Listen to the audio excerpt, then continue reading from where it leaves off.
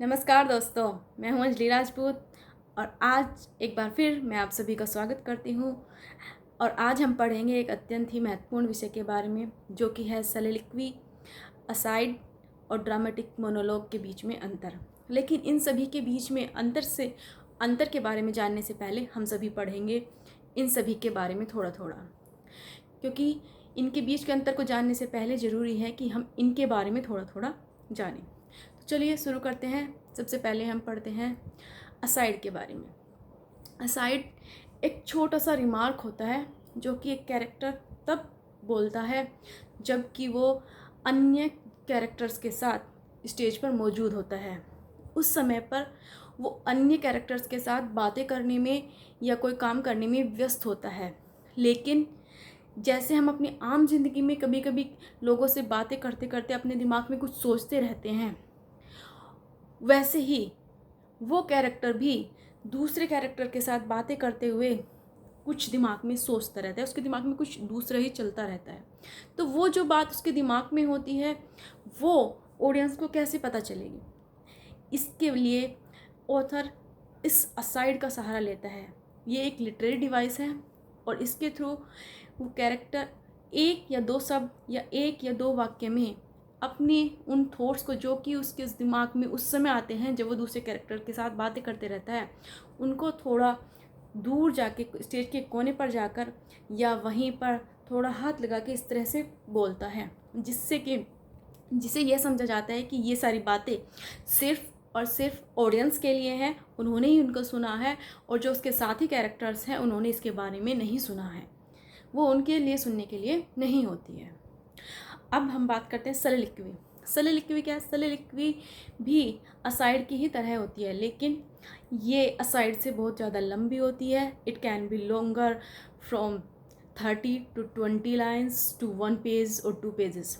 और एक character soliloquy को तब बोलता है तब कि वो स्टेज पर अकेला होता है, उसके साथ कोई कैरेक्टर स्टेज पर उस समय मौजूद नहीं होता है। और सबसे महत्वपूर्ण बात कि soliloquy जब भी एक किसी कैरेक्टर के द्वारा बोली जाती है तो उस समय वो इमोशंस से भरा हुआ होता है और उसकी इमोशंस, उसकी फीलिंग्स उसको वो एक्सप्रेस करने के लिए मजबूर करती हैं। मोस्टली वो उस समय दुखी होता है। कोई भी कैरेक्टर दुख में आकर ही अपनी उन फीलिंग्स को व्यक्त करता है। जब भी हम दुखी होते हैं तो बहुत सारे विचार हमारे दिमाग में आते हैं, हम विचारों से भर जाते हैं। इसी तरह से प्ले में भी वो कैरेक्टर जब दुखी होता है तो उसके दिमाग में विचार भर जाते हैं, लेकिन ऑडियंस को उसके बारे में कैसे पता चलेगा? तब ऑथर soliloquy डिवाइस का यूज़ करता है और वो इसके ज़रिए ऑडियंस को उस कैरेक्टर की इमोशनल कंडीशनल के बारे में बताता है कि कैरेक्टर अब किस प्रकार की भावनाओं से भरा है, उसके दिमाग में उस समय क्या चल रहा है और वो कैसा महसूस कर रहा है। ये सब पता ऑडियंस को soliloquy से ही चलता है। तो अब मैं समझती हूँ कि आप इन दोनों के बीच को अंतर को आसानी से कर पाएंगे। soliloquy लंबी होती है, असाइड छोटी होती है।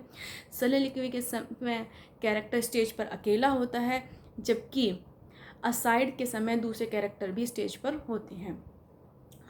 असाइड नॉर्मल बात करते हुए एक या दो रिमार्क्स कैरेक्टर द्वारा किए जाते हैं और उसमें उसकी कोई स्पेशल कंडीशन नहीं होती है, जबकि soliloquy जब कैरेक्टर के द्वारा एक्सप्रेस की जाती है उस समय वो इमोशनली भरा हुआ होता है, उसका दिमाग, उसका दिल सभी फीलिंग्स से, इमोशंस से भरे हुए होते हैं।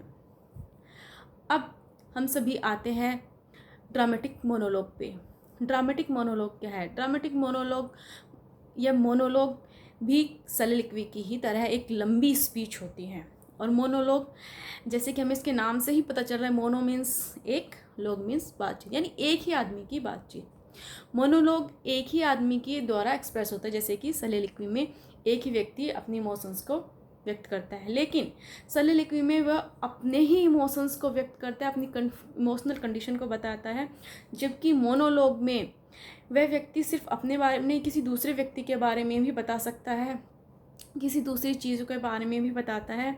और ड्रामेटिक मोनोलॉग के समय दूसरे कैरेक्टर भी मौजूद हो सकता है और मोस्टली होता ही है, जो कि बीच बीच में उस कैरेक्टर को उस कैरेक्टर से कुछ क्वेश्चंस भी पूछ सकता है वो, जो कि बहुत ही कम होते हैं, 1 या 2 वर्ड के ही क्वेश्चन होते हैं, या फिर वो अपने इमोशनल अपने गेस्चर के थ्रू क्वेश्चंस करता है, और जो स्पीकर है वो उसके गेस्चर को देख के उसके क्वेश्चन को गैस करके आंसर करता रहता है, जिससे हमें पता चल जाता है कि हाँ दूसरा कैरेक्टर भी उसके साथ मौजूद है।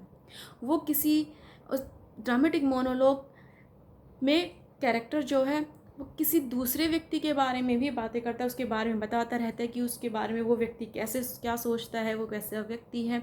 जैसे कि आपको याद होगा कि रॉबर्ट ब्राउन उनकी बहुत ही फेमस ड्रामेटिक मोनोलॉग है माय लास्ट डचेस, जिसमें डच अपनी डचेस के बारे में बताता है एक मैसेंजर को, और मैसेंजर बीच बीच में अपने गेस्चर से कुछ क्वेश्चंस भी करता है, जो कि हमें पता चलते हैं कि वो कुछ जानना चाह रहा है डचेस के बारे में, जबकि वो उसमें कुछ ज़्यादा नहीं बोलता, 1 या 2 वर्ड या फिर अपने गेस्चर के थ्रू ही एक्सप्रेस करता है अपनी फीलिंग्स को। तो इस प्रकार, लेकिन इसको अब हम जानना चाहेंगे कि इसको ड्रामेटिक क्यों कहते हैं। ड्रामेटिक मीन्स ये थोड़ी फीलिंग से, इमोशंस से भरा हुआ होता है।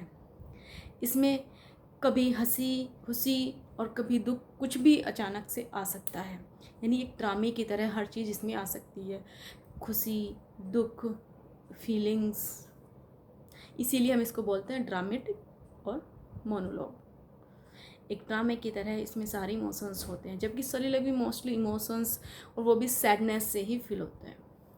तो अब मैं समझती हूँ आप इन तीनों के बीच अच्छे से अंतर कर सकते हैं, और ये वीडियो आपके लिए बहुत ही उपयोगी साबित होगी।